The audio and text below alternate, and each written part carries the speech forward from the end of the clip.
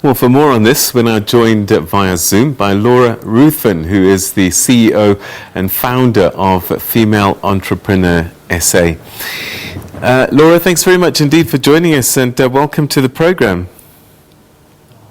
Thank you very much for having me. It's an honor to be here. So, how excited are you that you have this business council now? Absolutely wonderful. It's absolutely fantastic. And it's long overdue. So what makes it different? We've had women's organizations, we have the BEE codes that favor women. There are a lot of things already kind of in place to help women in business. What's going wrong? You know, women like to belong to like a network that they can get inspired by other women and be nurtured, and they can gain confidence and maybe even find a mentor. And they need to just belong to something where they can feel that they are needed and respected and wanted. But there are women's organizations already. Are they not enough, or what makes this business council different?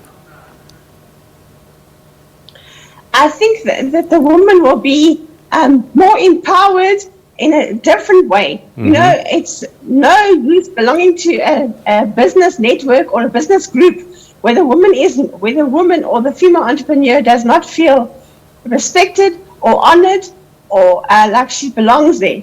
A lot of women need to feel that they are needed and wanted, mm-hmm. and they need to feel that they are respected. Right. So I'm just trying to think, because actually partly you're right in terms of women need to be empowered and given confidence and so on and so forth. But at the same time also there needs to be a mind shift with men. How do you do that through a business council like this? You just have to make sure that the men that you have involved know that women are very important, because women have been wearing very many different hats over the years. You know, as a mother, as a wife, as a sister, and as an entrepreneur. So they're used to taking charge of situations. So a man has to adjust his mindset and say, you know what, a woman is not always the one to take the back seat. Mm. How do we do that, Laura? Because I've seen it time and time again where a woman and a man walk into an office and the people who they're meeting don't know who's in charge and who isn't. And an assumption is made that the man is probably the one that's in charge. How do we change those subconscious, sometimes, perceptions so that, you know, you equally as thoughtful of a woman walking in as you are of a man? You know what, I would say, going back to your previous statement, mindset skill is a big part of it and makes a big difference. If the woman's mindset is also different and changes, then, and she teaches people how to treat her, then she will be treated differently. She needs to feel confident in herself and take the power.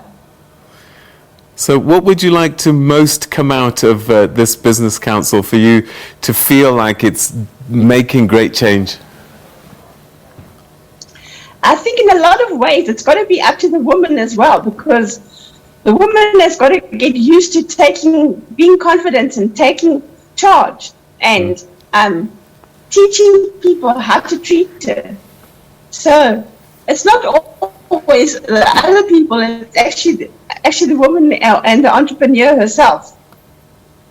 All right. Laura Ruthven, I'd love to have another conversation with you in the near future just to see how things are developing, but thank you for this first one this evening. Thank you very much, Peter, and I must tell you that, you know what, women also like to be inspired, and when it comes to being inspired, they get inspired by watching other women that have gone before them and other entrepreneurs that have gone before them. Now, we are bringing out our second volume of our leading ladies of female entrepreneur stories from around South Africa. So people must look out for it. It's going to be out and published later on in October. I will certainly look out for that one. Thank you so much, Laura. Have a good evening.